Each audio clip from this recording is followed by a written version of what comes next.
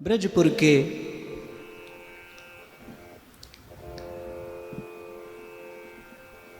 सुख का वर्णन करते हुए सूरदास कहते हैं, जो सुख ब्रज में एक घड़ी,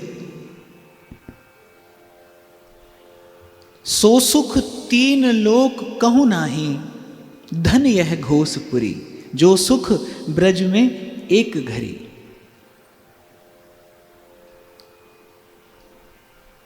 और इस एक लव के सुख पर, इस आनंद पर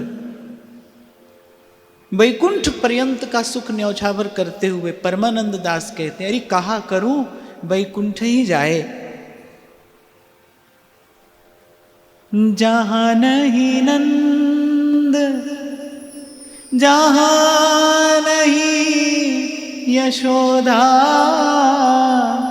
जहां नहीं नंद, जहां नहीं यशोदा, जहां नहीं गोपी ग्वाल न गाए, कहा करूं बैकुंठ ही जाए, कहा करूं बैकुंठ ही जाए,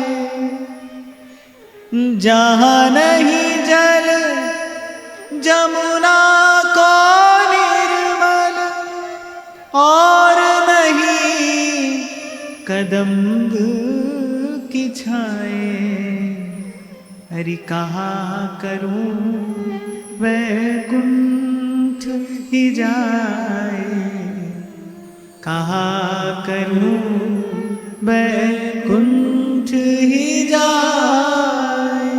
और परमानंद प्रभु चतुर ग्वालिनी, ब्रज रज तज मेरी जाए बलाए, कहाँ करूं वैकुंठ ही जाए। तो वैकुंठ पर्यंत के उस सुख को ब्रज के सुख पर न्यौछावर करते हुए ये संत भक्त गाते हैं। सूरदास कहते हैं कि सो सुख तीन लोग कहूं नाही, जो सुख ब्रज में एक घड़ी। सुख सागर ब्रज के कण कण को निहाल कर रहे हैं। कल भी मैंने आपको निवेदन किया कि इसे पूर्ण अवतार महापुरुषों ने कहा। क्यों?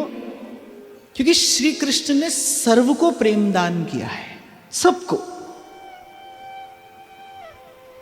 इतना कुछ भक्त कवियों ने लिखा है, कहा है, और क्यों न कहें, हरि अनंत हरि कथा अनंता, कि ब्रज के कण कण को प्रभु ने निहाल किया, एक एक तिनके को प्रभु ने दुलराया, स्वीकार किया है, अंगीकार किया है।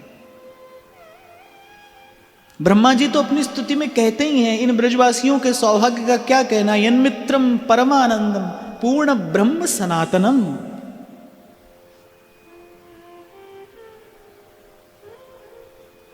जिन्हें श्री ठाकुर जी ने अपने श्रीमुख से अपना कहकर मूर्धा पर बैठा दिया है। तो ब्रजवासी इस अनुपम सुख सिंधु में श्री ठाकुर जी की लीला माधुरी में अवगाहन कर करके कृतार्थ हो रहे हैं। तो उल्हाना देने आती हैं गोपियां, और मैया को उल्हाना सुनकर भी आनंद होता है। एक एक घर में जाकर कन्हैया ने भोग लगाया है प्रेम का, वो रस चखा है और चखाया है। आपको स्मरण हो, कल मैंने एक छोटा सा भाव आपको निवेदन किया था कि समर्पण तब तक एक पक्षीय ही है जब तक प्रभु उसको स्वीकार न कर ले। मैं आपकी शरण में हूं, ये जीव का कर्तव्य है, ये कहना, ये मानना, ये जीव का कर्तव्य है। पर उसकी शरणागति, उसका समर्पण पूर्ण तभी है जब प्रभु भी उसके समर्पण को स्वीकार कर ले। एक एक घर को, एक एक मन को कन्हैया ने अपने अपने उस प्रेम से स्पर्श किया है। तो मैया ने बहुत उल्हाने सुन लिए, और मैया बेचारी इतनी भोली है कि आज तो भूल गई है कि ये गोपियां वस्तुतः उलाहना देने के लिए नहीं आई, ये तो किसी ना किसी प्रकार से बस कन्हैया को निरखना चाहती हैं, क्योंकि श्री कृष्ण का दर्शन ही गोपांगनाओं का जीवन है। श्री कृष्ण को देखे बिना नहीं रह सकती। श्री कृष्ण की रूप माधुरी ही उनका जीवन है। और कहीं ना कहीं ये बात समझ में आती है जब हम रसिकों के मुख से सुनते हैं कि रसिकों ने वृंदावन का वास मांगा, वृंदावन का वास मांग कर करेंगे क्या? निरखूं श्री राधा वल्लभ लाल को, दीजो वृंदावन वास, निरखूं श्री राधा वल्लभ लाल को। बस आपका रूप निहारेंगे, यूं ही आते जाते निहारा करेंगे। छीत स्वामी कहते हैं, अहो विधना तो पे अचरा पसारी मांगो, कि विधाता तुमसे आंचल फैलाकर यही मांगते हैं, अहो विधना तो पे अचरा पसारी मांगो, जन्म जन्म दीजे इही ब्रज बसीबो, जन्म जन्म दीजे यही ब्रज बसीबो। और बार बार यहां जन्म लेकर करेंगे क्या? अहीर की जात समीप नंद घर, घरी घरी श्याम मुख हेर हेर हसीबो, घरी घरी श्याम मुख हेर हेर हसीबो। यूं ही आते जाते निहारा करेंगे।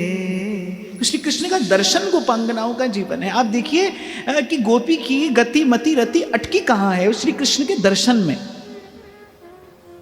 और श्रीमद् भागवत का ही यदि हम चिंतन करें तो दर्शन की लालसा ही तो प्रभु को प्रकट होने पर बाध्य करती है, विवश करती है। भक्त की वो जो लालसा है वही भगवान को बाध्य करती है, विवश करती है। महाराज के प्रसंग में भी श्री कृष्ण के प्रकट होने से ठीक पूर्व सुखदेव जी महाराज कहते हैं ना, रुरुदुहु सुस्वरम राजन कृष्ण दर्शन लालसाह। तो दर्शन की लालसा प्रभु को विवश कर देती है, बाध्य कर देती है।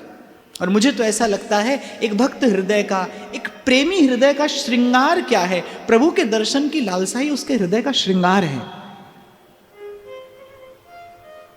कैसे सजाएं हम अपने मन को?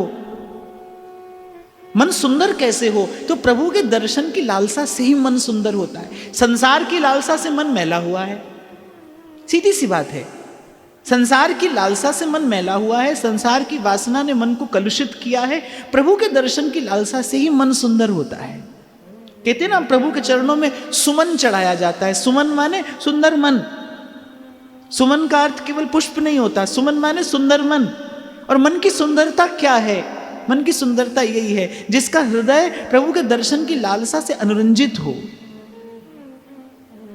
संतों के मुख से मैंने सुना है, भाई ये जो लालसा है ये सब पुरुषार्थों का पुरुषार्थ है, ये उत्कट पुरुषार्थ है, प्रभु के दर्शन की लालसा। गोपियां बस यही चाहती हैं कि कन्हैया का मुख चंद्र देखती रहें और देख देख कर जीती रहें। पर आज जाने क्यों मैया को लगा कि भाई कहीं ये वस्तुतः कुपित ना हो जाएं, सो मैया थोड़ा घबरा गई। मैया ने विचारा, भाई इन सब के आशीर्वाद से तो कन्हैया मिला है, इनके आशीर्वाद से ही बार बार इसके प्राणों की रक्षा हुई है, तो गारी मत दीजो मो गरीबनी को जायो। किसी प्रकार मैया ने सबका समाधान कर दिया। पर अब कहीं ना कहीं मैया के मन में इस बात की चिंता तो है कि भाई ये चपल तो बहुत हो गया है, और इसकी चपलता, इसकी चंचलता, इसकी चेष्टा दिन प्रतिदिन अमर्यादित सी होती जा रही है। और क्यों ना हो, श्री कृष्ण प्रेम है और प्रेम कभी मर्यादा में रहता नहीं। उसकी गति भी वक्र है, उसकी छवि भी वक्र है। तो एक दिन की घटना, मैया गोद में बैठाए कन्हैया को दुग्धपान करा रही है। और श्री ठाकुर जी कैसे हैं? श्री ठाकुर जी ऐसे हैं कि क्या सुख देवताओं को अमृत पान में मिला होगा जो सुख कन्हैया को मैया का दूध पीने में मिलता है। मैया पिलाते पिलाते नहीं थकती और कन्हैया पीते पीते नहीं थकते। और बस यशोदा मैया का यही सौभाग्य देखकर नारद आदिक नभमंडल में खड़े विचार करते हैं कि धन्य यशोदा तेरा भाग्य, क्या कहा जाए। मन बुद्धि चकित थकित हो जाते हैं तेरे सौभाग्य का विचार करके, क्योंकि जिनकी मात्र कृपा दृष्टि से सकल विश्व को पलते देखा, जिनकी मात्र एक कृपा दृष्टि त्रिभुवन को सुख से आप्लावित कर देती है, और वो किस प्रकार तेरा दूध पीने के लिए ललचाते हैं। तो मैया कन्हैया को दूध पिला रही है, और लेकिन आज लीला शक्ति को किसी और ही लीला की रचना करनी है। मैया ने निकट ही चूल्हे पर चढ़ाया है पद्मगंधा गऊओं का दूध, और मैया मन में ये सोचती है कि ये जो पद्मगंधा गऊ का दूध है ना, ये मेरे कन्हैया को हष्ट पुष्ट कर देगा, ये इसे बड़ा पोषण प्रदान करेगा। तो मैया बहुत संभाल कर पद्मगंधा गऊओं के दूध को नित्य प्रति औंटाती है और मिश्री मिलाकर अपने कन्हैया को पवाती है। पर आज कन्हैया ऐसे हैं कि कन्हैया को दूध पीने से तुष्टि हो ही नहीं रही, कन्हैया की भूख ही नहीं मिट रही। मैया पिलाए जा रही है और कन्हैया पिए जा रहे हैं, और एकाएक भगवान की अघटन घटना पटी ऐसी योग माया ने उस नवीन लीला की रचना कर दी, जिसका दर्शन करने के लिए आज नभमंडल में खड़े देवता व्याकुल हो रहे हैं। चूल्हे पर औंट रहा था दूध, और एकाएक चूल्हे की जो आंच थी वो थोड़ी तीव्र हो गई, तेज हो गई, और दूध बाहर निकलने को हुआ। और मैया ने मन में ऐसा विचार किया कि अगर आज ये दूध चला गया तो कन्हैया सांझ को पिएगा क्या। तो केवल कन्हैया के सुख का विचार करते हुए मैया ने एकदम से उतार दिया कन्हैया को गोद से, और दौड़कर चूल्हे के पास जाकर बैठ गई दूध को संभालने के लिए। अब ठाकुर जी को ये अच्छा नहीं लगा। ठाकुर जी को लगा कि हमसे महत्वपूर्ण कुछ और कैसे हो सकता है।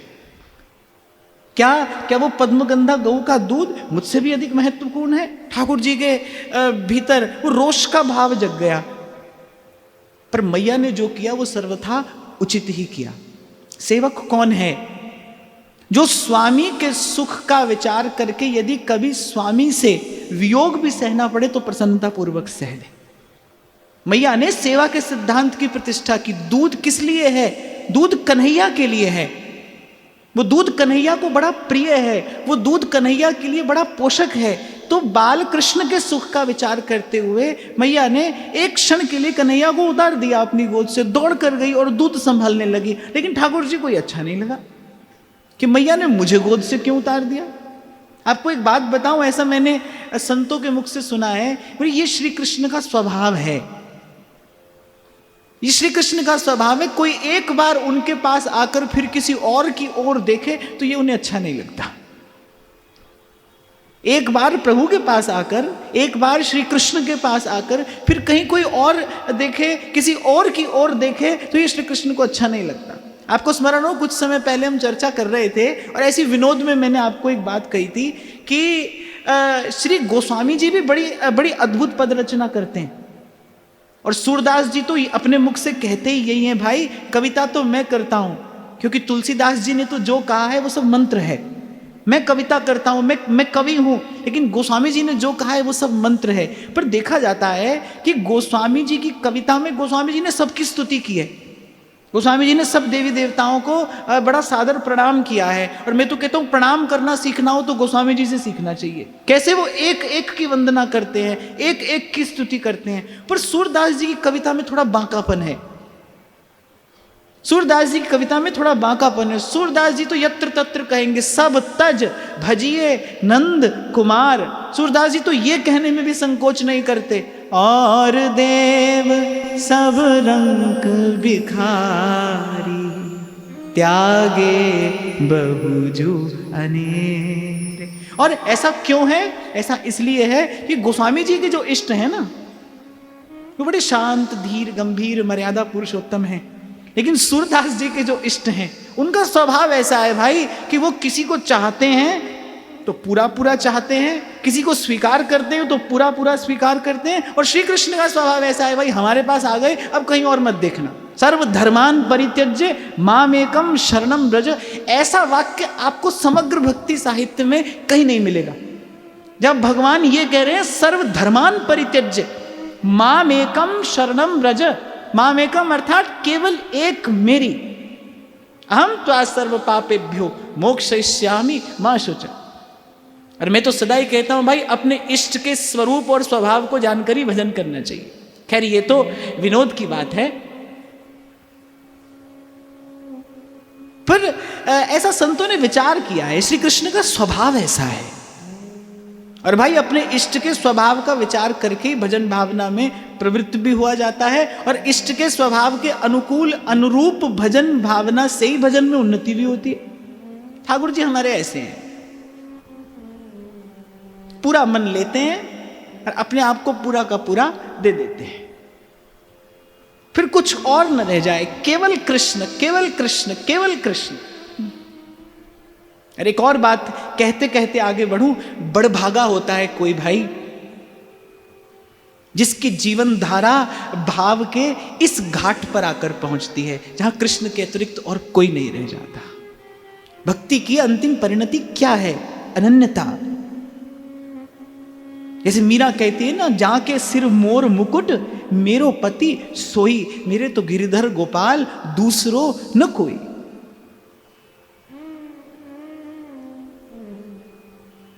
तो ठाकुर जी को अच्छा नहीं लगा, ठाकुर जी को रोष हो आया। ठाकुर जी ने देखा मैया की ओर, ठाकुर जी थोड़ा उआ उआ करने लगे, पर मैया ने देखा नहीं। मैया तो दूध ही औटाने में लगी है, दूध संभालने में लगी है।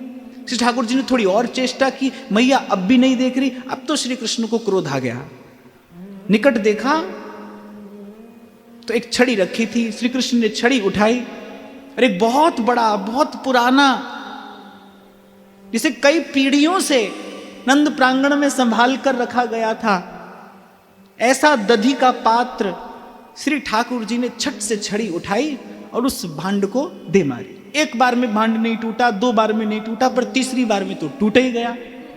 अब जब भांड टूटा और उसमें से दधी बह निकली, तो मानो भगवती योग माया ने कन्हैया के कान में आकर कहा, बोले लाला, कई पीढ़ियों से इस पात्र को संभाल कर रखा गया था नंद प्रांगण के, नंद महल के इस भंडार में। लाला, आज ये पात्र तोड़कर तुमने ठीक नहीं किया, आज तो तुम्हें मैया के दंड का भाजन बनना ही पड़ेगा। और जैसे ही योग माया ने कान में आकर ऐसी कोई बात कन्हैया को कही, श्री ठाकुर जी ने मन में विचार किया, भाई अभी कल ही मैया ने पूरे ब्रजपुर की गोपांगनाओं से उल्हाने सुने हैं, और आज मैंने ऐसा कार्य कर दिया, बोले आज तो मैया से दंड अवश्य मिलेगा। और वो थोड़ा भय, थोड़ी शंका और वो थोड़ी चपलता, वो सारे भाव श्री कृष्ण के उस मुख चंद्र पर प्रकट होने लगे। उस समय की छवि का वर्णन कौन करे। और यहाँ वहाँ छिपने का स्थान देखते देखते श्री कृष्ण दौड़ रहे हैं उस विशाल नंद भवन में, और श्री कृष्ण को छिपने का स्थान मिला कहाँ? वहाँ वो भंडार जहाँ पर अनेक अनेक माखन के पात्र रखे रहते थे नंद बाबा के इष्ट श्रीमन नारायण को भोग और नैवेद्य निवेदन करने के लिए। श्री ठाकुर जी गए और उस भंडार में जाकर छिप गए। अब यहाँ जब मैया ने देखा कि भाई कन्हैया दिखाई नहीं पड़ता, दूध संभाल कर जब मैया यहाँ वहाँ देखने लगी तो कन्हैया दिखाई नहीं पड़ता, और थोड़ा निकट आकर देखा तो पूरा का पूरा आंगन दधी की कीच से भर रहा है, पूरे आंगन में दही बह रही है। और जब मैया ने देखा वो अत्यंत प्राचीन पात्र टूटा, तो श्रीमद् भागवत तो कहती है पहले पहले मैया को हंसी आई जब श्री कृष्ण की उस चपलता को देखा। और मैया ने मन में विचार किया, भाई ये गोपांगनाएं जो कह रही थी सत्य कह रही थी, ये बिल्कुल ऐसा ही है, ये ऐसा ही करता है। गोपियां यही तो कह रही थी कि मैया ना तो इसे हमसे लेकर पाना है, ना इसे हमारा निवेदन स्वीकार करना है, इसे तो चुरा कर ही खाना है, इसे तो उत्पात करके ही खाना है, इसे तो उधम ही करके पाना है। मैया ने मन में विचार किया, भाई वो जो कह रही थी वो सब सही कह रही थी, इतना प्राचीन पात्र। मैया ने मन में विचार किया कि इस प्रकार तो इसकी उच्छृंखलता बढ़ती चली जाएगी, आज कुछ इसका समाधान करना चाहिए। मैया यहाँ वहाँ देखते देखते कहाँ छिपा है कहाँ छिपा है, और शेष महेश दिनेश गणेश दिन रैन रटे पे ध्यान न पावे। पर वो बालकृष्ण अपनी मैया से नहीं छिप पाए, नहीं छिप सकते थे। सहसा मैया की दृष्टि पड़ी उन नन्हे नन्हे से चरण चिन्हों पर दधी में भरे हुए वो चरण चिन्ह, और बस मैया उन्हीं चरण चिन्हों का विचार करते करते, उनका अनुसरण करते करते पहुंची। और मैया ने जैसे ही देखा कि कन्हैया तो घुस गया है भंडार में, मैया ने अपने माथे पर हाथ रखा, बोली आज तो सब माखन जूठा करेगा, क्योंकि भंडार में माखन रखा है, प्रभु को भोग निवेदन करने के लिए, नैवेद्य निवेदन करने के लिए वो माखन संभाल कर रखा गया है, अतिथि अभ्यागत की सेवा के लिए वो माखन वहां रखा गया है। और मैया ने अपने माथे पर हाथ धरा, बोली आज तो सब माखन गया। और श्री सुखदेव जी महाराज बड़ा सुंदर वर्णन करते हैं कि मैया ने झांक कर देखा उस भंडार की झांकी का वर्णन श्री सुखदेव जी महाराज कर रहे हैं। उलूखलांग्रेरुपरि व्यवस्थितं मकारकामं ददतं शिचिस्थितं हैयंगवं चौर्यविशंकितेक्षणं निरीक्ष्य पश्चात् सुतमागमच्छनैः। मैया ने देखा कि एक ऊखल उल्टा पड़ा है, ऊखल के ऊपर कन्हैया खड़ा है, और आज अकेला नहीं है, सहस्रों सहस्रों वानर उसके चारों ओर हैं। एक एक मटकी से माखन का लौंदा निकालता है, थोड़ा सा खुद खाता है, फिर कभी इस बानर को खिलाता है और कभी इस बानर को खिलाता है। अच्छा, जो सबसे पहली प्रतिक्रिया मैया के मन में आई वो क्या आई कि दौड़ कर जाऊं और अब से इसे अपने हृदय से लिपटा कर इसके मुख पर असंख्य चुंबन जड़ दूं। मैं बलिहार प्यारे जू, बलिहार प्यारे जू, मैं बलिहार प्यारे जू, बलिहार प्यारे जू। अच्छा, चोर कभी निश्चिंत नहीं होता, चोर कभी निश्चिंत नहीं होता। तो कन्हैया माखन खा भी रहे हैं और खिला भी रहे हैं, लेकिन मुख कैसा है, सशंकित है। उनको लगता है बस मैया अब आई और अब आई, और वो जो उनकी चकित मुद्रा है, वो जो उनकी सशंकित मुद्रा है, वो जो श्री कृष्ण की थोड़ी भयभीत सी मुद्रा है, वो तेरे नैन बड़े कजरारे काजर से कारे कारे, तेरे नैन बड़े कजरारे काजर से कारे कारे, तेरी तिरछी सी चितवनिया पे, तेरी तिरछी सी चितवनिया पे, बलिहार प्यारे जू, बलिहार प्यारे जू।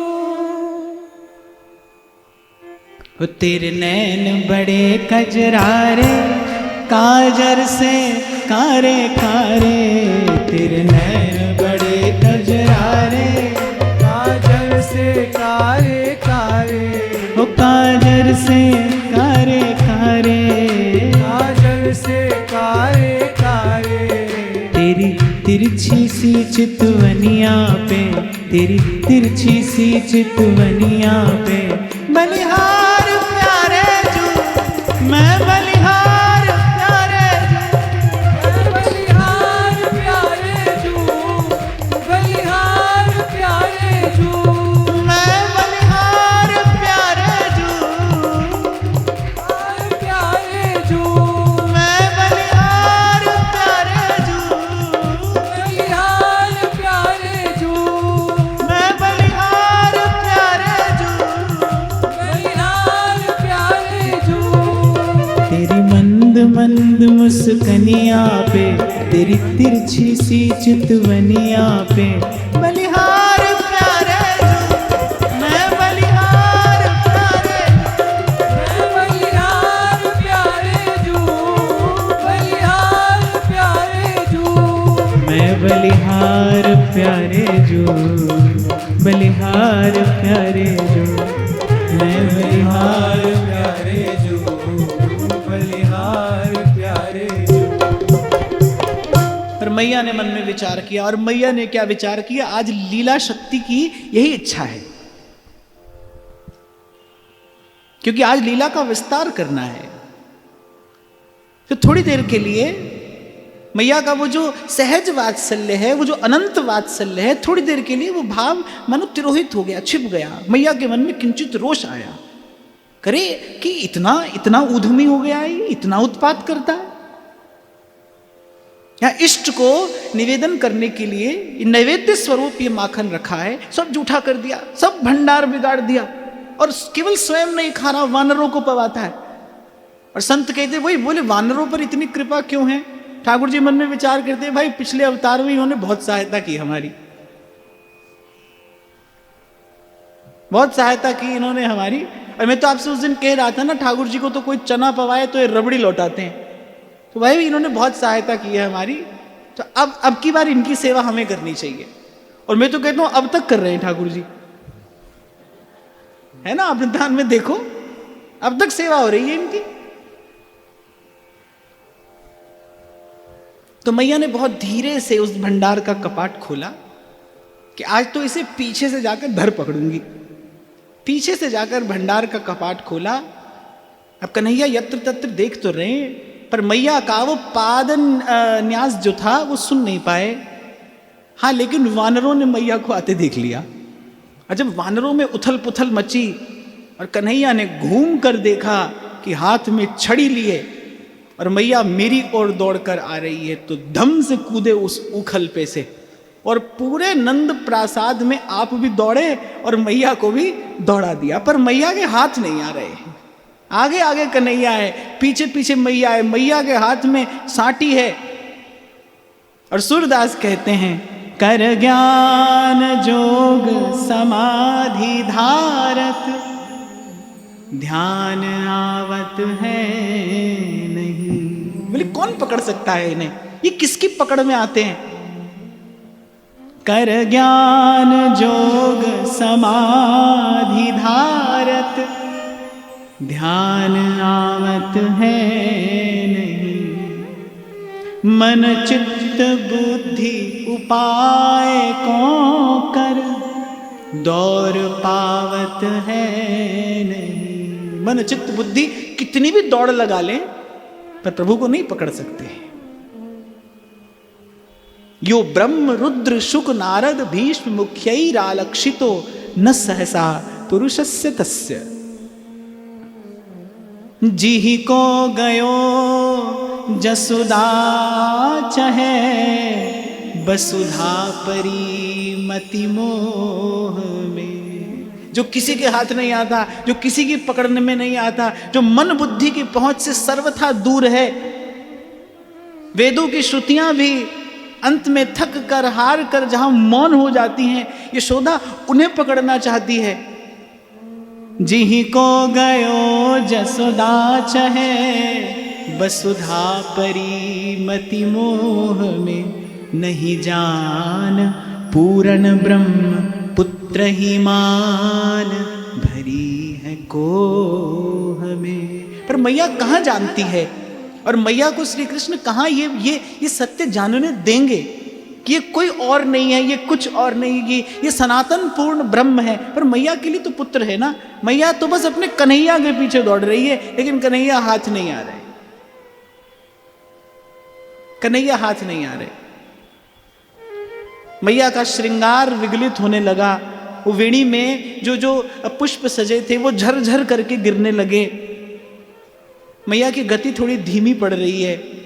और जब कन्हैया ने मुड़कर देखा कि मेरी मैया अब थक गई है, अब मेरी मैया को पसीना आ रहा है, तो मैया के श्रम का विचार करते हुए कन्हैया मैया की पकड़ में आ गए। और संत लीला चिंतन करते हुए कहते हैं, ऐसे जब साधन कर करके कोई थक जाता है ना, हार जाता है, तो उसके श्रम का विचार करके प्रभु पकड़ में आते हैं। भजन से हाथ नहीं आते, साधन से हाथ में नहीं आते, परिश्रम से हाथ में नहीं आते, बस उसके श्रम का विचार करके प्रभु अपनी इच्छा से पकड़ में आ जाते हैं। जब करके कोई थक जाता है, जब करके कोई हार जाता है, जब वो ये जान लेता है कि भाई कुछ किए से कुछ मिलता है, कुछ किए से कुछ मिलता है, पर प्रभु हाथ नहीं आते। इसीलिए तो हमारे व्यास जी खूब विचार करके कहते हैं, काहू के बल भजन को और काहू को आचार व्यास भरोसे कुंवरी के, सोवत पाव पसार। और वृंदावन के संत तो सदा यही कहते हैं, भाई हम तो बस वृंदावन धाम में पड़े हैं बस। भजन तो दूर की बात है भाई, बहुत दूर की बात है। खरोई कठिन है भजन ढिंग ढरिबो, बस वृंदावन धाम में पड़े हैं, धाम का आश्रय लेकर पड़े हैं। मुझसे एक संत ने अभी कुछ दिन पहले ही कहा, जब मैंने कहा ना कि महाराज अब तो वृंदावन में ही रहेंगे, तो उन्होंने मुझे कहा कि बोले अभी तो आपको ऐसा निर्णय नहीं लेना चाहिए, अभी तो आप शीघ्रता कर रहे हैं ये निर्णय लेने में कि आप वृंदावन में ही रहेंगे। तो मैंने कहा महाराज जी एक बात हमने अपने जीवन में अनुभव कर ली, जिससे भजन बनता हो वो तो कहीं भी रहे, जो भजन कर सकता हो ना वो तो कहीं भी रहे, उसे कहीं भी रहने में कोई चिंता नहीं है, पर जिससे भजन ना होता हो उसको तो धाम का आश्रय नहीं छोड़ना चाहिए। तो हम अपनी ओर देखते हैं तो भाई भजन तो हमसे होता नहीं, तो एक ही युक्ति है कि बस कुंवरी किशोरी नाम सो उपजो दृढ़ विश्वास, करुणा निधि मृदु चित्त अति ताते बढ़ी जिए आस। धाम का आश्रय लेकर और बस पड़े हैं। और आप ऐसा नहीं समझना कि बात सिर्फ कहने के लिए कही जा रही है, क्योंकि मैंने भजन साधन करने वाले लोगों को भी देखा है, बहुत परिश्रम करते हैं, बहुत साधन निष्ठ हैं, वो बड़ी ईमानदारी से भजन करते हैं। पर मैं अपनी ओर देखता हूं तो भाई जीवन में भजन साधन जैसा कुछ भी नहीं है, कुछ भी नहीं है। हाँ बस तिनका बयार के बस है। और श्री स्वामी जी श्री ठाकुर जी के स्वभाव से थोड़ा परिचय कराते हैं कि श्री हरिदास के स्वामी श्यामा कुंज बिहारी ओढ़ निभाए और जाने जी की। श्री ठाकुर जी निभा देते हैं, अगर कोई इनसे लगा ले तो फिर ये निभा देते हैं। और मैं तो कहता हूं जीव बस लगा ले, निभा तो नहीं सकता, पर बस है, निभाएगा कैसे? जिसका स्वयं पर बस नहीं वो निभाएगा कैसे? अपने अपने मन पर, अपने तन पर हमारा कोई वश नहीं, कोई हमारा नियंत्रण नहीं, संबंध हम निभाएंगे कैसे? ठाकुर जी निभा देते हैं। इसीलिए मीरा कहती है हे कि प्यारे मैंने लगा ली है, अब आप निभा लेना। सांवरा हमारी प्रीत निभाजो जी, मैंने ये संबंध आपसे जोड़ लिया है, अब आप इसका निर्वाह कर लेना। जब मैया थक गई, जब मैया श्रमित हो गई, तो मैया के श्रम का विचार करके कन्हैया हाथ आ गए। बड़ा कस के हाथ पकड़ा है मैया ने कन्हैया का। एक हाथ में कन्हैया का हाथ है और एक हाथ में स्वर्ण की छड़ी है और नेत्रों में रोष है। मैया के ओठ जो हैं वो आज क्रोध से फड़क रहे हैं। और जिस प्रकार तीव्र गति से लिए जा रही है मैया कन्हैया को आज अपना भविष्य साफ साफ दिखाई पड़ रहा है। संत तो वर्णन करते हैं, बोले वो जो सुबह सुबह मैया ने नेत्रों में काजल लगाया था वो अश्रुओं के साथ बह बह कर कपोल पर आ गया है। बीच बीच में रुक जाते हैं, हट करते हैं, अरे मैया छोड़ दे, मैं आज के पीछे ऐसा ना करूंगा। मैया ने कहा कि चोर, चपल, दुष्ट, आज मैं तेरी एक भी बात नहीं सुनूंगी। और रो रहे हैं कन्हैया, और रोते रोते कैसी कैसी झांकी है कि वो जो नेत्रों का काजल है वो बहकर कपोलों पर आ गया है, हाथ काले हो गए हैं। और भक्त इस छवि का ध्यान करके कहते हैं, जिनकी मात्र भ्रिकुटी के भय से सागर सप्त उबलते देखा, माँ यशोदा के भय से उनको, माँ यशोदा के भय से उनको अश्रुबिंदु दिग धरते देखा, प्रबल प्रेम के पाले पड़ कर, प्रबल प्रेम के पाले पड़ कर। अच्छा, जब जोर से रोए और थोड़ा चिल्लाए ना कन्हैया, किस लिए? बोले भाई अकेली मैया को क्यों सुख दें, आसपास की सब गोपांगनाओं को माँ ने आवाज देकर बुला लिया कि देखो आज यहाँ पर क्या लीला होने जा रही है। अब जैसे ही कन्हैया का वो क्रंदन स्वर गोपियों के कान में पड़ा, बड़ी बूढ़ी वो जितनी भी गोपांगनाएं थी सब आज दौड़ दौड़ कर आ रही हैं कि ऐसा स्वर आज से पहले तो ऐसा स्वर कभी सुनाई नहीं पड़ा, और यहां पर आकर देखती हैं तो झांकी कोई और है। रोता रोता कन्हैया, मैया के हाथ में छड़ी, वो जो बड़ी बूढ़ी गोपियां थी वो तो मन में घबरा गई कि आज कुछ अनिष्ट ही ना हो जाए। और सूरदास जी कहते हैं कि हरि के बदन तन धो चाह, वो जो बड़ी बूढ़ी गोपियां हैं वो कह रही हैं अरे एक बार अपने पुत्र के मुख की ओर तो देख, रोते रोते इसकी कैसी दशा हो गई है। बोले तनक दधि कारण जसोदा इतो कहा रिसा, बोले अरे थोड़ी सी दही तो फैलाई है इसने। जब गोपियों ने आकर देखा ना कि वो बड़ा सा भांड टूटा है और आंगन में दही बिखरी है, तो बड़ी बूढ़ी गोपियां कह रही अरे तनिक दधि कारण जसोदा इतो कहा रिसा, नेक सी दही के कारण आज तो इतनी क्रोधित हो रही है। और पीछे कुछ गोपियां दबे स्वर में कह रही हैं, बोले कल तो कुछ कल उलाना लेकर आई थी, वो तो कह रही है कल तो हमसे यही कह रही अरे गारी मत दीजो, जितना जिसका बिगाड़ा है सब मुझसे ले जाओ।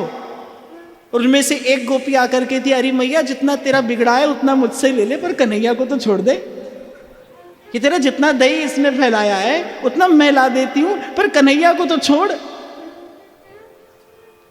और सूरदास जी कहते हैं लकुट के डर डरत ऐसे सजल शोभित डोल।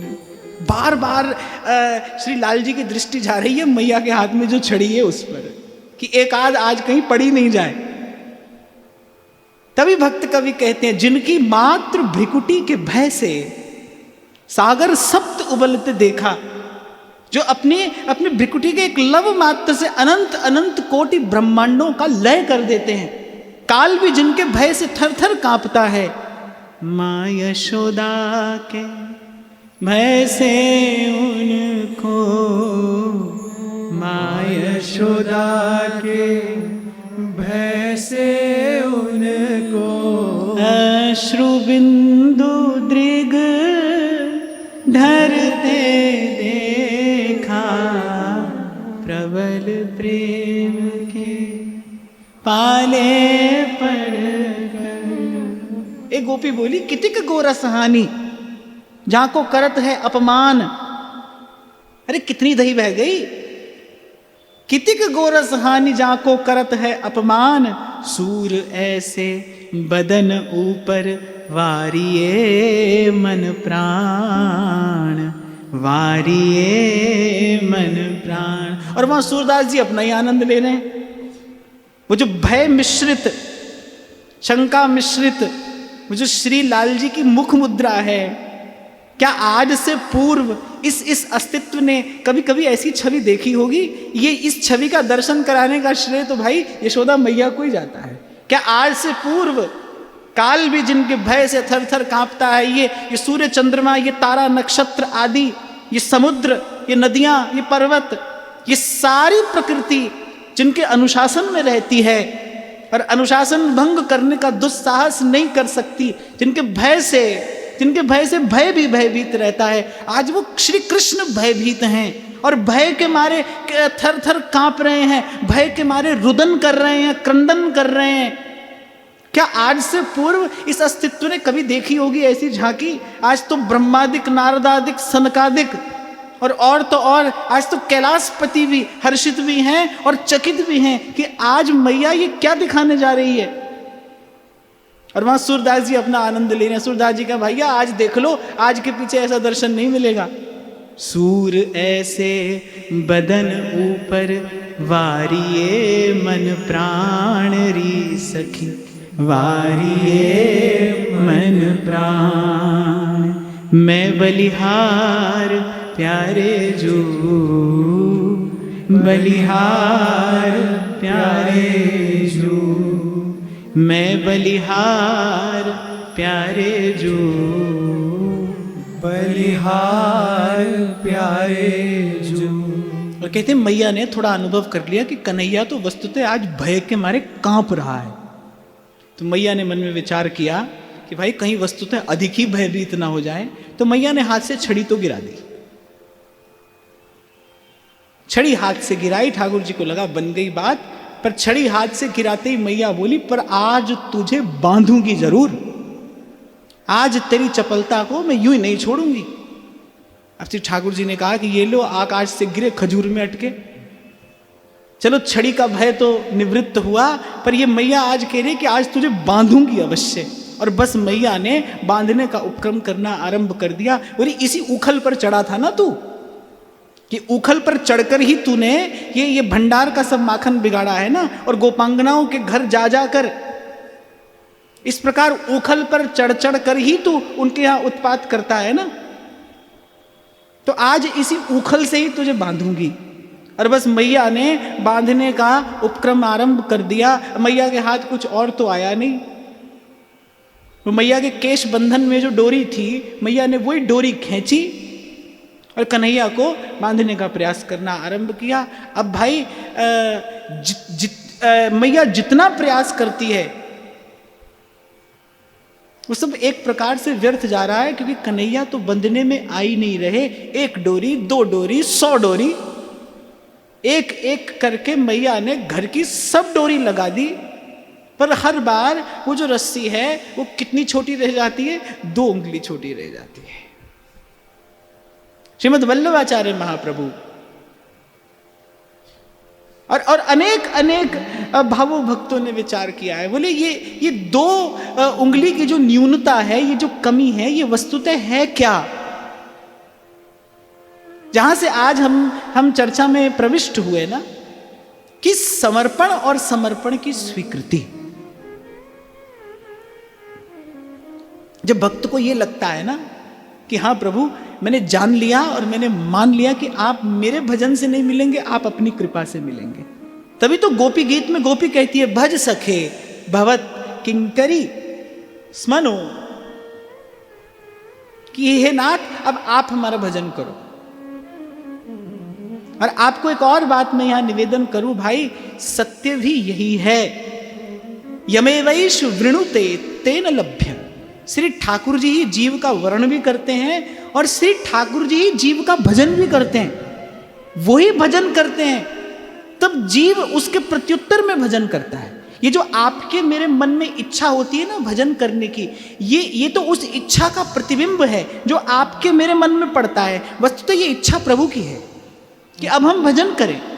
इसीलिए संत कहते हैं, तुद भावे ता नाम जपावे, सुख तेरा देता ले, मुकुत भुगत जुगत तेरी सेवा, जित तू आप करा। भजन सेवा भाई ये जीव के वश की बात नहीं है, ये जीव के सामर्थ्य में नहीं है, ये जीव के स्वभाव में ही नहीं है। यही तो श्रीमद् वल्लभाचार्य महाप्रभु कह रहे, सर्वम कुर्वन्ति भगवंतम न भजन्ति। आगे भी मैंने आपको एक बार शायद स्पष्ट किया था कि देखो, जब सावन भादों में कभी कभी गंगा जी में बाढ़ आ जाती है, तो गंगा जी कई कई गांव को डुबा देती हैं। अब उस समय वो जो बाढ़ का जल होता है तो वो गंगा का ही जल, लेकिन उस समय कोई गंगा जल की आरती नहीं करता, क्योंकि उसका स्वभाव ठीक नहीं है।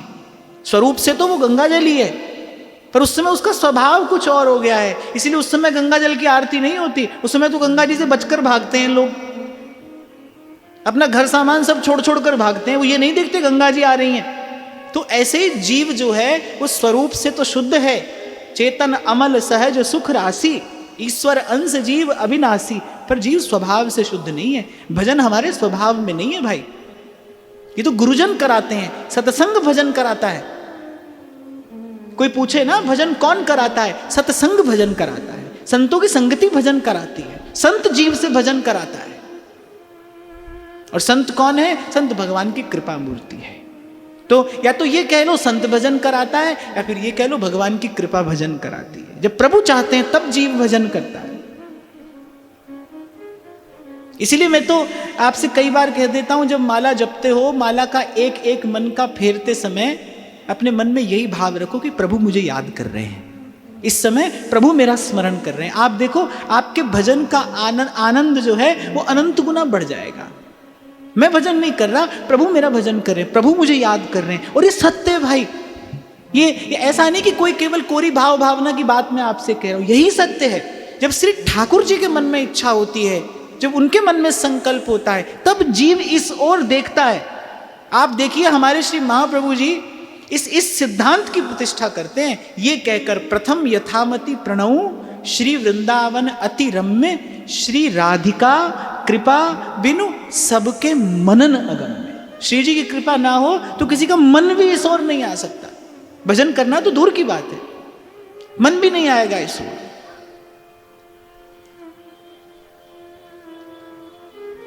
तो भजन तो भाई प्रभु ही करते हैं। और कल भी मैं आपसे कह रहा था कि कितनी भी बात कह लो सुन लो, कौन प्रभु को लाल लड़ाता है भाई? वस्तुतः देखो प्रभु ही लाल लड़ा रहे हैं। कौन प्रभु की सेवा कर रहा है? प्रभु ही सेवा करते हैं अपने भक्त की। इस त्रिलोकी में भक्त ढूंढने जाओ तो सबसे पहले भक्त तो स्वयं भगवान है। वो करते हैं अपने भक्तों की भक्ति, वो करते हैं अपने भक्तों की सेवा। प्रेम के बस अर्जुन रथ हाँ क्यों भूल गए ठकुरा। वो तीनों लोगों का ठाकुर होकर भी अपनी ठकुराई भूल जाता है। ऐसा वही कर सकता है भाई, वही करता है।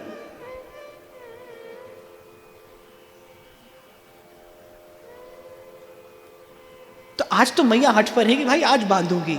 एक डोरी से नहीं बंधे, 2 डोरी से नहीं बंधे, 10 डोरी से नहीं बंधे, 100 डोरी से नहीं बंधे। हर बार डोरी 2 उंगली छोटी पड़ती है। अच्छा देखो, ये भगवान की लीला शक्ति है कि आज सुबह ही तो मैया ने कन्हैया की कटी पर वो सुंदर सी किंकिणी बांधी थी, झट से बंध गया था, एक क्षण भी नहीं लगा था। रेशम की डोर में कुछ स्वर्ण के घुंघरू आज मैंने अपने हाथ से पिरोकर ही तो बांधे थे, लेकिन आज मैया को इस बात का विचार नहीं हो रहा। एक डोरी छोटी पड़ी, 2 डोरी छोटी पड़ी, लेकिन मैया सोच ही नहीं पा रही भाई डोरी छोटी पड़ क्यों रही है। हर बार डोरी 2 उंगली छोटी पड़ रही है। और वहां जो पास खड़ी खड़ी जो गोपियां हैं वो बीच बीच में एक आध मंत्र और पढ़ देती हैं। अरे कहाँ भयो जो घर के छोरा चोरी माखन खायो। अरे जसोदा आज हुआ क्या है? क्या हुआ जो अपने घर में थोड़ा माखन चुरा लिया? अपने घर में कोई चोरी होती है? मैया का मन थोड़ा शांत हो इससे पहले एक और गोपी कह देती है, भाई हमारे घर चुराता था, तब तो कभी नहीं सुना, आज अपने घर में थोड़ा चुरा लिया तो देखो कैसा क्रोध कर रही है। अरे कहाँ भयो जो घर के छोरा चोरी माखन खायो। अरे जसोदा कत त्रासत है, अरे जसोदा कत त्रासत है, तेरी कोख को जायो। बालक अजो अजान न जाने, केतिक दयो लुटायो। जैसे कभी कभी कोई कह देता है ना, अरे छोड़ बच्चा है, अरे बालक ही तो है। जो वो बड़ी बूढ़ी गोपियां हैं उनसे देखा नहीं जा रहा वो कन्हैया का रुदन, कन्हैया का क्रंदन, क्योंकि आज से पूर्व भयभीत कन्हैया किसी ने नहीं देखे। आज मैया ने सबको भयभीत कन्हैया का दर्शन कराया है। तो वो गोपियां कहती हैं, अरे विचार तो कर, तेरी कोख का जाया है, इतनी रुष्ट क्यों होती है, आज इतनी कठोर क्यों हो रही है? आज से पूर्व तो तेरी ऐसी कठोरता किसी ने नहीं देखी। और क्या हुआ, अनजान बालक ही तो है। बालक अजो अजान न जाने, केतिक दयो लुटायो। नहीं जानता, ये कहाँ जानता है कि वो सब माखन इष्ट के नैवेद्य के लिए रखा गया है। और एक तो आकर कहती है, अरे बता कितना लुटा दिया। ला तेरा समाधान मैं करती हूं, कितना लुटा दिया? केतिक दयो लुटायो, तेरो कहाँ गयो गोरस को। अरे तेरो कहाँ गयो गोरस को, गोकुल अंत न पायो। और एक गोपी तो मैया को डांटते हुए कहती है, अरे लुटा भी दिया तो तेरा क्या गया?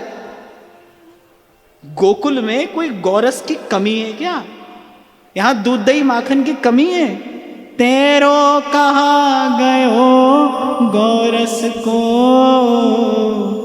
गोकुल अंत न पायो। पर आज मैया मानती नहीं, और मैया कह रही है कि देखो तुम सबकी शिक्षा की आज मुझे कोई आवश्यकता नहीं है, ये सब पाठ मुझे पढ़ाने की आवश्यकता नहीं है, तुम्हारे ही कारण ये इतना ढीठ हुआ है, तुम्हारे ही कारण ये इतना चपल हुआ है। या तो यहां चुप करके बैठो, या तो यहां मौन होकर बैठो और इसकी ये बंधन लीला देखो, और न देखा जाए तो यहां से दूर अपने अपने घर को चली जाओ। एक आध गोपी ने कहा मैया हम तो तेरो ही विचार करके कह रही हैं। मैया कह रही ला मेरो विचार करके कह रही है, जा अपने घर ते नेका डोरी ओढ़ लिया। भाई मेरो ही बहुत विचार कर रही है तो जा अपने घर ते जा और नेका डोरी लिया, पर आज ही आए बांधूंगी। और लाल जी मन में विचार करते हैं भाई आज तो मैया के सन्मुख हमको नत होना ही पड़ेगा। अब गोपियों ने देखा भाई आज मैया वस्तुतः कुपित है, आज कुछ कहने सुनने से कार्य होगा नहीं। तो एक दो गोपांगनाएं गई, अपने अपने घर से डोरियां लाई। अब भाई बांधते बांधते बांधते अब मैया थोड़ी चकित होनी आरंभ हुई। बोली अवश्य कोई ना कोई विद्या तो ये जानता है, कोई ना कोई जादू तो इसे आता है। अब मैया की दृष्टि गई वो श्री लाल जी की क्षीण कटी पर बंधी उस मेखला पर। अरे सुबह ही तो बांधा था मैंने इसे, नन्ही सी वो रेशम की वो मखमल की डोरी मैंने अपने हाथ से स्वर्ण के और कुछ मणियों के घुंघरू पिरोकर इसे बांधा था। और क्या हुआ, एकाएक क्या हुआ। गोपियां कहने लगी मैया हम तो तोते कल ही कह रही यार कछु जादू टोना जरूर आवे। अब तो मैया को भी लगने लगा है कि भाई कोई ना कोई जादू तो ये अवश्य जानता है। और जब गोपांगनाओं ने अपने घर से लाला कर दी डोरियां, लेकिन फिर भी कन्हैया नहीं बंध रहे। हर बार वो जो डोरी है वो 2 उंगली छोटी रह जाती है। अब तो गोपियों के जो नेत्र थे वो भी आश्चर्य और विस्मय से भरने लगे, भाई आज वस्तुतः हो क्या रहा है। और जब बांधते बांधते मैया थकने लगी, कहते मैया के उस सुंदर मुख चंद्र पर जब पसीना झलकने लगा और मैया श्रमित होने लगी, बस यहाँ दया निधान के हृदय में दया का उद्रेक होता है। कल भी मैं आपसे यही कह रहा था, भजन से नहीं भजन करने के प्रयास से प्रभु प्रसन्न हो जाते हैं। जब वस्तुतः कोई इनके लिए चेष्टा करता है ना, कोई वस्तुतः उनके लिए प्रयास करता है। और एक और बात मैं आपसे कहूं, जो प्रयास केवल उन्हीं के लिए किया जाए, हमारे प्रयास में प्रभु के अतिरिक्त यहां से और वहां से कुछ और पाने की भी भावना रहती है। इसलिए हमारा प्रयास कभी स्वीकृत नहीं होता। प्रयास वो जो केवल प्रभु को पाने के लिए किया जाए। जब कोई केवल प्रभु के लिए भजन करता है, केवल प्रभु के लिए प्रयास करता है, तो प्रभु के हृदय में, दया निधान के हृदय में दया का उद्रेक होता है। अब ठाकुर जी ने देखा भाई मैया अब थक रही है। मैया के गात की कोमलता का विचार करते हुए, मैया के भाव की कोमलता का विचार करते हुए श्री ठाकुर जी ने वस्तुतः क्या किया, अपनी हार स्वीकार की। और जो श्रीमद् भागवत के चिंतक हैं वो ये कहते हैं कि बार बार श्री ठाकुर जी की ऐश्वर्य शक्ति अपना मस्तक उठाती है। बाल लीलाओं में यत्र तत्र आप दर्शन करेंगे श्री कृष्ण की ऐश्वर्य शक्ति अपना मस्तक उठाती है, लेकिन माधुर्य के सन्मुख, प्रेम भाव के सन्मुख नत हो जाना पड़ता है उसे। आप देखिए कितना भी ऐश्वर्य प्रभु ने दिखाया हो, पर अंत में विजय किसकी हुई है, माधुर्य की हुई है, उस प्रेम भाव की विजय हुई है। यद्यपि सकल लोक चूड़ामणि पे दीन अपनपो माने। और एक और बात मैं आपसे कहूं, ये माधुर्य वस्तुतः क्या है, इस माधुर्य भाव का स्रोत क्या है, कहां से फूटती है ये माधुर्य की धारा, जिसके सन्मुख अखिल ऐश्वर्य निकेतन अपना ऐश्वर्य एक ओर धर देते हैं। इस माधुर्य भाव का स्रोत क्या है, चाहे वो सख्य हो, चाहे वो वात्सल्य हो, वो कांत भाव हो, लेकिन इस महामाधुर्य का स्रोत क्या है। राधा रानी के चरण, महारानी के चरण, राधा रानी के चरण, महारानी के चरण, रे मन भूल मत जइयो, राधा रानी के चरण, रे मन भूल मत जइयो, राधा उन्हीं के सन्मुख ऐश्वर्य शक्ति नत होती है भाई। वरना श्री ठाकुर जी कौन है? अखिल लोक चूड़ामणि है, वो सर्वज्ञ हैं, सर्वविद हैं, सर्वेश्वर है, वो सर्वाधार हैं, वो सर्वस्व हैं, वही तो हैं। उनके अतिरिक्त कुछ और कोई और कहाँ है? जहां है बस वही तो हैं। लेकिन अगर उनका ऐश्वर्य कभी नत होता है, उनका ऐश्वर्य कभी तिरोहित होता है, तो केवल माधुर्य के सन्मुख होता है। और माधुर्य अर्थात श्री राधा, श्री राधा, श्री राधा, श्री राधा, श्री राधा, श्री राधा, श्री राधा, श्री राधा। इसलिए इन समग्र बाल लीलाओं के माधुर्य का स्रोत तो श्री जी हैं। श्री कृष्ण की लीला में जो माधुर्य है, वो माधुर्य वस्तुतः श्री जी का ही माधुर्य है, वो माधुर्य श्री राधा का ही माधुर्य है। महाप्रभु ने सुधा निधि में इसे स्पष्ट कहा है, बोले श्याम सुंदर की रति प्रवाह लहरी की बीज श्री राधा है, वहीं से ये सारा माधुर्य प्रकट होता है। अब जब गोपांगनाएं ला रही हैं अपने अपने घर से डोरियां, अब एक गोपी डोरी लेकर आई है, डोरी बड़ी सुंदर है। बोली मैया वैसे तो ये डोरी मोए बहुत प्रिय है, क्यों या डोरी में ऐसा कहा है? बोली मैया ये डोरी बरसाने ते आई। और बस ये शब्द कान में पड़ते ही वो भयभीत जो कन्हैया है वो थोड़ा थोड़ा मुस्कुराने लगते, पर सबके सामने नहीं मुस्कुरा सकते। मुख नीचे किए थोड़ा थोड़ा मुस्कुरा रहे हैं। और बस जैसे ही वो डोरी हाथ में आई और कन्हैया बंध गए। जय जय वृषभानु दुलार की जय, अलबेली सरकार की जय जय वृषभानु दुलार की जय, अलबेली सरकार। अनेक अनेक उत्प्रेक्षाएं संतों ने, भक्तों ने, भावुकों ने की हैं कि ये 2 उंगली की न्यूनता क्या है। और महापुरुषों का कहना है कि वो जब भजन करने वाला श्रमित होकर थक हार जाता है ना, जब दोनों हाथ उठाकर वो गिर पड़ता है, जब वो आत्मनिवेदन करता है। देखो जब तक कोई भजन करता है तब तक उसको लगता है मैं भजन कर रहा हूं।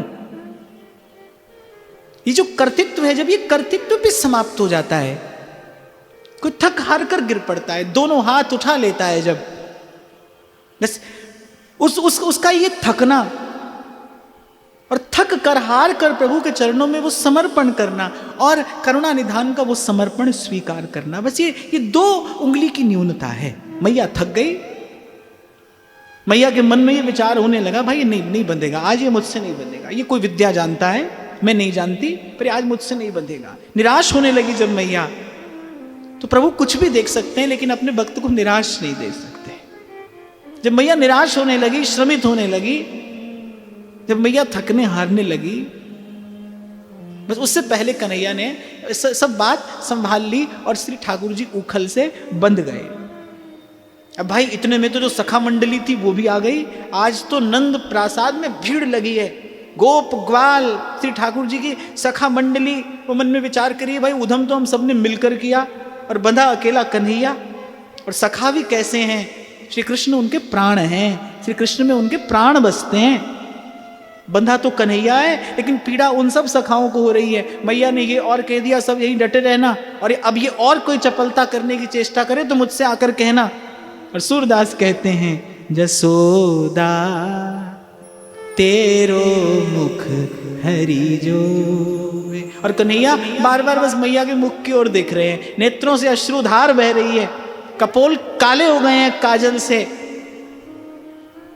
पूरे पूरे श्री अंग पर दधी और माखन लिपटा है। और श्री ठाकुर जी एक जननी के मुख की ओर देख रहे हैं। सूरदास बड़ी सुंदर झांकी का दर्शन कराते हैं, गाइए। जसोदा तेरो मुख हरि जोवे, जसोदा तेरो मुख हरि जोरे, जसोदा तेरो मुख हरि जोड़े। जसोदा तेरो मुख हरि जोड़े। कमल नयन हरि हिचकिन रोवे। कमल नयन हरि हिचकिन रोवे। अरे सूरदास जी तो कह रहे हैं, बोले रोते रोते हिचकी बंध रही है कन्हैया की। कमल नयन हरि हिचकिन रोवे। कमल नयन हरि हिचकिन रोवे। बंधन छोर जसोवे। जसोदा तेरो मुख हरि जोड़े। जसोदा तेरो मुख हरि जोड़े। कमल नयन हरि हिचकिन रोवे। अरे बंधन छोड़ जसोवे। अरे जसोदा बस अब बहुत हुआ, तूने बहुत डांट फटकार लिया, तूने इसे बहुत दंड दे दिया, अब तो इसे छोड़। और आज जाने मैया का वो सारा स्नेह, सारा वात्सल्य कहाँ चला गया है। मैया के मन में तनिक भी विचार नहीं है। मैया तो अपनी बात पर जो कहते हो कि आज नहीं छोड़ूंगी इसे, आज मैं इसे मुक्त नहीं करूंगी। ये इच्छा किसी और की है, क्योंकि प्रभु को आज किसी का उद्धार करना है। प्रभु को आज अपने भक्त की, अपने प्यारे संत की बात का मान रखना है। तो सूरदास जी तो कह रहे भाई रोते रोते हिचकी बंध गई कन्हैया की। और गोपियां कह रही है जो तेरो सुत खरो अचगरो तो कूख को जायो। बोले कितना भी चपल क्यों ना हो, ये कितना भी ढीठ क्यों ना हो, पर है तो तेरी कोख का जाया। जो तेरो सुत खरो अचगरो तो कोख को जायो। और कहा भयो जो घर के ढोंटा थोड़ो माखन खायो। क्या हुआ, थोड़ा सा खा लिया और थोड़ा सा लुटा दिया। एक गोपी कह रही है जसोदा यह न बूझ को काम। अरे आज तूने अच्छा काम नहीं किया, ये आज तूने भला काम नहीं किया। जसोदा ये न बूझ को काम। कमल नैन की भुजा देख तो। अरे ये माखन से भी सुकुमार तेरे कन्हैया का अंग है। और कहते हैं वहां नवमंडल में खड़े देवर्षि नारद भी व्याकुल हो गए आज तो, कि माखन के लौने से कोमल श्री कृष्ण का अंग है। कमल नैन की भुजा देख तो। गोपी कह रही अरे देख तो सही, इसकी भुजा देख। तैं बांधे हैं दान। क्या ये रस्सी से बांधने योग्य है? और वस्तुतः भावुक जन जानते हैं भाई प्रभु के श्री अंगों की वो जो सुकुमारता है, वो जो सुकोमलता है, वो कैसी है। माखन के लौने जैसा सुकोमल सुकुमार श्री लाल जी का श्री अंग है। पुत्र होते प्यारो को हैरी कुल दीपक मणिधाम। अरे इस पुत्र से प्यारा भी तुझे कुछ है? क्या हुआ वो भांड तोड़ दिया तो? अरे वो पुराना सा बर्तन था, तोड़ दिया सो तोड़ दिया, क्या हुआ? तेरे पुत्र से भी प्यारा है। अरे हरि परवार डार सब तन मन गोरस और गोग्राम। अरे इस पर कितना कुछ न्यौछावर कर दिया जाए सो कम है। पर आज भाई मैया किसी की नहीं सुन रही। मैया ने कहा आज न किसी की सुनूंगी न मानूंगी। अब भाई इतने में जो सखा मंडली थी वो दाऊ जी को भी बुला लाए। दाऊ जी कहीं बाहर खेल रहे थे। अच्छा आज दाऊ जी का प्रागट्य दिवस भी है, आज बलदेव छठ है, आज श्री दाऊ जी का प्रागट्य दिवस भी है और उनका भी हम सब स्मरण कर रहे हैं। और दाऊ जी आकर मैया को क्या कहते हैं? दाऊ जी का कैसा अनुराग है कन्हैया में। दाऊ जी आकर मैया से कहते, बोले मैया अच्छा तू मुझे बांध ले पर कन्हैया को छोड़ दे। ला मैया तू मुझे बांध, मैं बंध जाता हूं उखल से, पर तू कन्हैया को छोड़ दे। श्याम ही छोर मोही बांध है बरु, इसे छोड़ पर मुझे बांध। पर कन्हैया को छोड़, ग्वाल बाल सब बेचारे व्याकुल हैं, विवश हैं। आज तो गोपियों को लग रहा है भाई हम तो विनोद करने आई थी यशोदा से, हम कोई उल्हाना देने थोड़ी आई थी, हम तो विनोद करने आई थी। वो थोड़ा सा इस चपल का वो जो भयभीत मुख है वो देखने के लिए आई थी। पर यशोदा तू तो सच में क्रोध कर गई, बस बहुत हुआ, अब इसे छोड़। पर मैया ने किसी की नहीं सुनी और मैया एक और जाकर बैठ गई। अब किसी की सामर्थ्य नहीं है भाई जो मैया की आज्ञा के बिना कन्हैया को खोल दे। और वहां भगवती योग माया ने आगे की लीला की भूमिका रच दी। आज वस्तुतः करना क्या है प्रभु को? आज वस्तुतः प्रभु को कुबेर पुत्रों का उद्धार करना है। देवर्षि नारद ने श्राप दिया था 1,00,000 वर्ष तक इस वृक्ष की योनि में तुम रहोगे, क्योंकि वो मदान्ध हो गए थे जो कुबेर के पुत्र थे। अच्छा, एक तो कुबेर के पुत्र और एक महादेव के गण, बड़ा आदमी और फिर बड़ा पद मिल जाए तो व्यक्ति मदान्ध हो जाता है ना। ऐसे वो नल कुबर और मणिग्रीव, वो कुबेर के 2 पुत्र, वो भी मदान्ध हो गए थे। और देवर्षि नारद ने श्राप दे दिया था कि तुम जड़ हो, जड़ बुद्धि हो, 1,00,000 वर्ष तक जाओ भूमि पर, वृक्ष होकर रहो। पर देवर्षि नारद ने कृपा क्या की? वृक्ष कहाँ होना? वृक्ष नंद बाबा के आंगन में होना। 1,00,000 वर्ष के पश्चात जब पूर्ण ब्रह्म धराधाम पर अवतीर्ण हो गए, तब उनके शीतल शंतम मंगल भवन चरण कमलों का संस्पर्श पाकर तुम्हारा उद्धार होगा और श्री कृष्ण तुम्हें अपनी अनपायनी भक्ति प्रदान करेंगे। तो वस्तुतः प्रभु को इस लीला की रचना करनी थी। क्यों? देवर्षि नारद का दिया हुआ वो जो श्राप नहीं, वरदान था। देखो भाई, संत फटकारे भी ना तो भी अंत में देता भगवान को ही है। संत से कभी भी मिलेगा तो भगवान ही मिलेंगे, प्यार से मिले तो भी भगवान मिलेंगे, फटकार से मिले तो भी भगवान मिलेंगे। और आप पुराणों में जाकर कथाएं पढ़िए, जब जब ऋषियों मुनियों ने श्राप दिया है ना, तब तब अंत में उस जीव का कल्याण हुआ है। उसको कहीं ना कहीं भगवान मिले हैं, भगवान की भक्ति मिली है। कभी कभी ऋषि मुनि असुर योनि में उत्पन्न होने का श्राप देते, पर उन असुरों का उद्धार भगवान ही करते। संत से कल्याण होता है।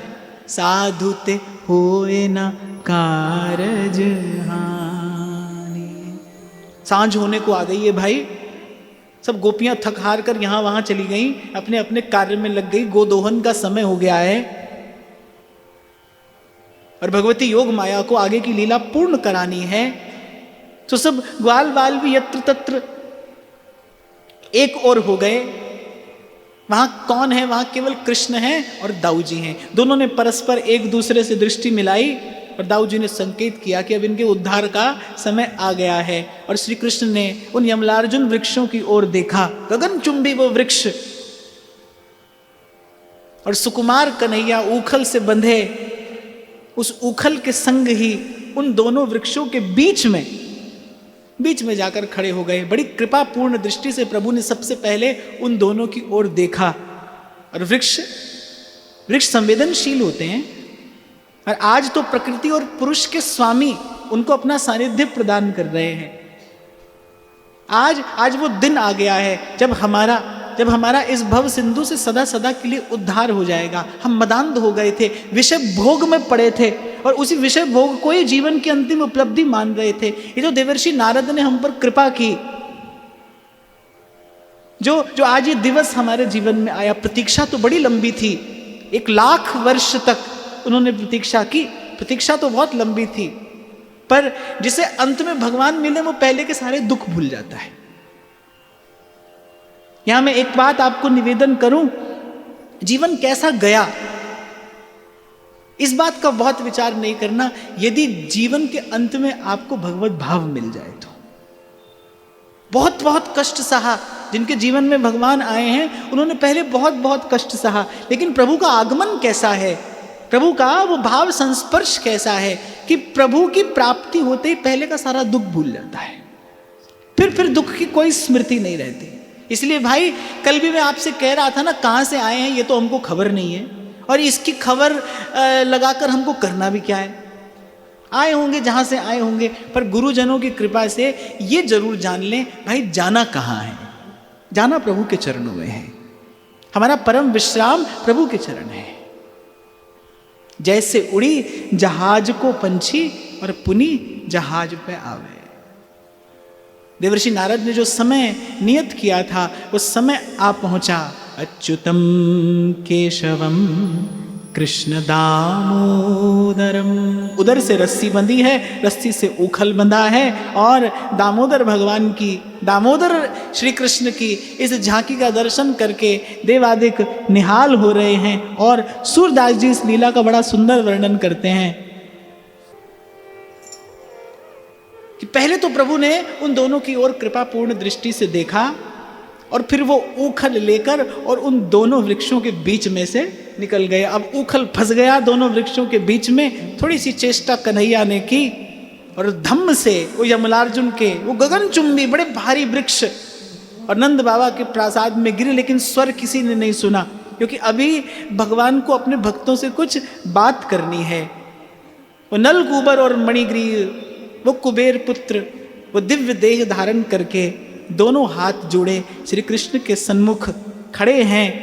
और खड़े क्या है, श्री कृष्ण के चरणों में साष्टांग दंडवत प्रणाम करते हुए कहते हैं, वाणी गुणानुकथने श्रवणौ कथायाम। हे प्रभु, अब जब आपने हम पर इतनी कृपा कर ही दी है तो अब हमें ये वर और प्रदान करिए। वाणी गुणानुकथने श्रवणौ कथायाम। हमारी वाणी सदा आपका गुणानुवाद करती रहे, हमारे कानों में सदा आपकी त्रिलोक पावनी कथा पढ़ती रहे। हस्तौ च कर्मसु मनस्तव पादयोर्न स्मृत्यां शिरस्तव निवास जगत प्रणामे दृष्टि सतां दर्शनेस्तु भवत्तनूना।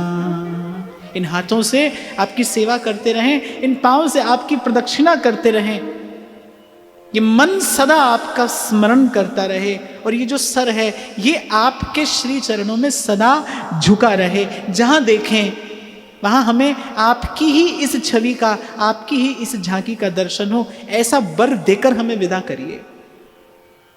नलकूबर और मणिग्रीव कहते हैं कि हमें पुनः उसी जीवन को प्राप्त नहीं करना है। अब जब आप हमें मिल गए हैं, अब जब आपके चरणों तक संतों ने हमें पहुंचा दिया है, यही बात तो मैं आपसे उस दिन भी निवेदन कर रहा था, भाई अब तक का जीवन जैसा गया तैसा गया, पर अब तो हमें महाप्रभु मिल गए हैं, अब तो हमें आचार्य और संतों की चरण शरण मिल गई है। अब इसके बाद जीवन ऐसा हो, हरदम हीरा लाल है, गिन गिन गुरु को सौंप, गिन गिन गुरु को सौंप। ये 4 पंक्तियां मुझे बड़ी प्रिय हैं जो कुबेर पुत्रों ने भगवान से कहा। वाणी गुणानुकथने श्रवणौ कथायां हस्तौ च कर्मसु मनस्तव पादयोर्नः स्मृत्यां शिरस्तव निवास जगत् प्रणामे दृष्टिः सतां दर्शनेस्तु भवत्तनूना। हे करुणानिधि करुणा की जय, हे करुणानिधि करुणा की जय, अपनी भाव भगति रति दीजय, अपनी भाव भगति रति दीजय। वाणी तुम्हारे गुण गण गने, श्रवण परम पावन जस सुने। वाणी तुम्हारे गुण गण गने, श्रवण परम पावन जस सुने। ये कर और करम जिनी करे, ये कर और करम जिनी करे। प्रभु की परिचर्या अनुसरे, प्रभु की परिचर्या अनुसरे। मन अली चरण कमल रस पीवे, मन अली चरण कमल रस पीवे। चित्र कमल जग भूल न जीवे, चित्र कमल जग भूल न जीवे। हे जगदीश जसोदानंदन,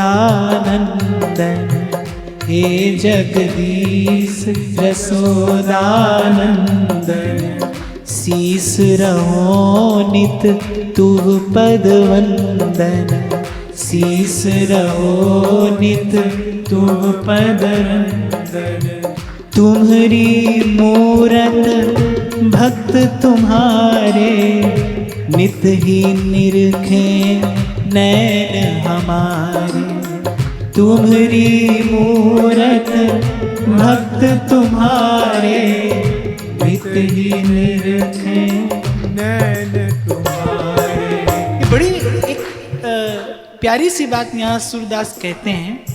जब हम कहते हैं ना प्रभु यत्र तत्र आपका दर्शन होता रहे, तो सूरदास जी कहते हैं इसका अर्थ क्या है? कह रहे प्रभु आपके भक्त आपकी ही मूर्ति हैं।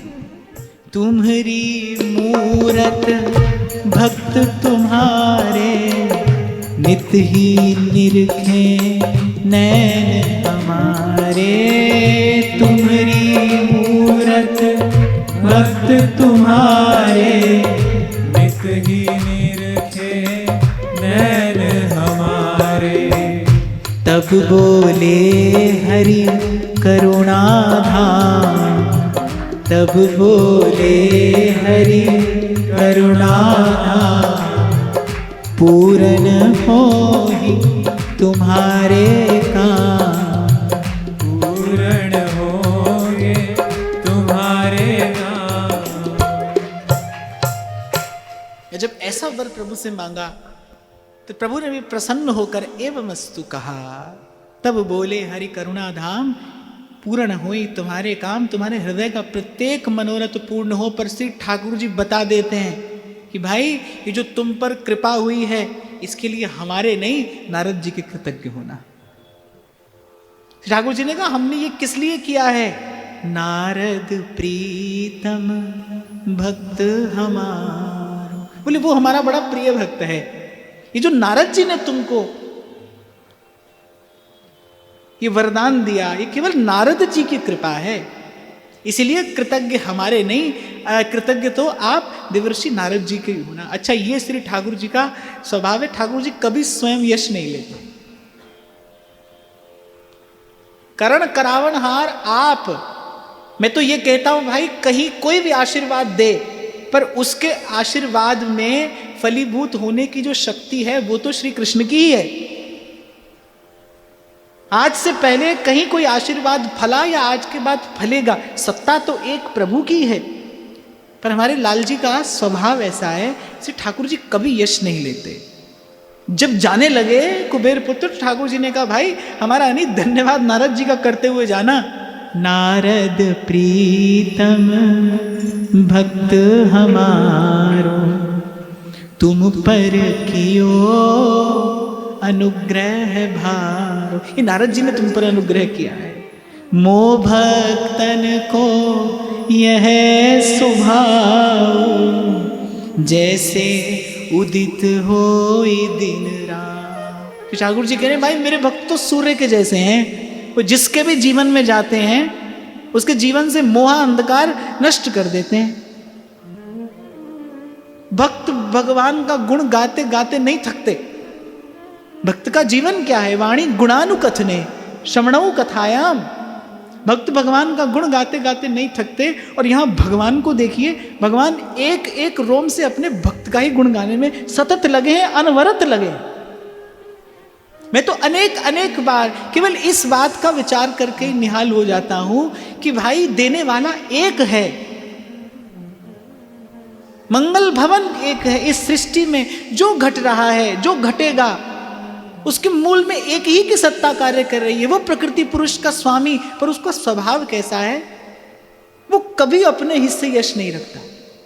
श्री ठाकुर जी उन्मुक्त हस्त से अपना यश अपने भक्तों को दान करते हैं। ये कह रहे हैं भाई जो मिला है हमारे भक्तों की कृपा से मिला है। प्रभु ने ही तो कहा ना, सातम सम मोहि मैं जग देखा, मोते अधिक संत करी लेखा। ठाकुर जी ने कहा भाई सबको हमारे समान मानना, लेकिन हमारे भक्तों को हमारे समान नहीं मानना। संत हैं वो हमारे समान नहीं है। मोते अधिक संत करी लेखा।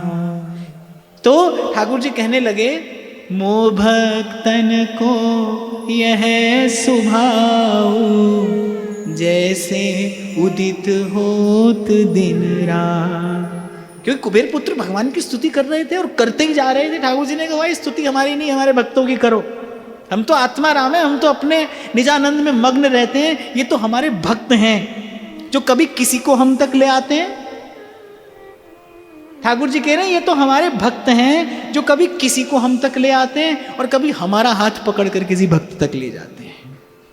सहज ही निबिड़ तिमिर को हरे, और बहुत मंगल विस्तरे। श्री ठाकुर जी कह रहे हैं हम तो मंगल मूर्ति हैं, लेकिन इस मंगल मूर्ति का यत्र तत्र विस्तार करने वाले हमारे भक्त हैं। गोस्वामी जी भी कहते हैं, राम सिंधु घन सजन धीरा, चंदन तरु हरि संत समीरा। अंत में ठाकुर जी बोले तुम्हारे सब मनोरथ पूर्ण होंगे। अब तुम गवन भवन को करो, मोह माया डरते जिनी डर।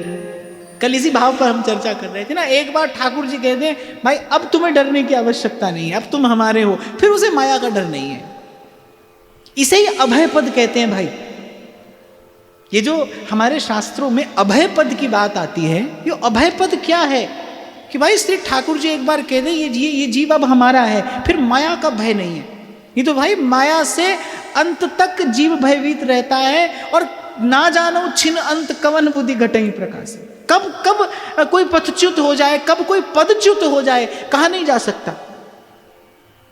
एक तेरे सेवक को पो किछ नाही, जम न आवे ने।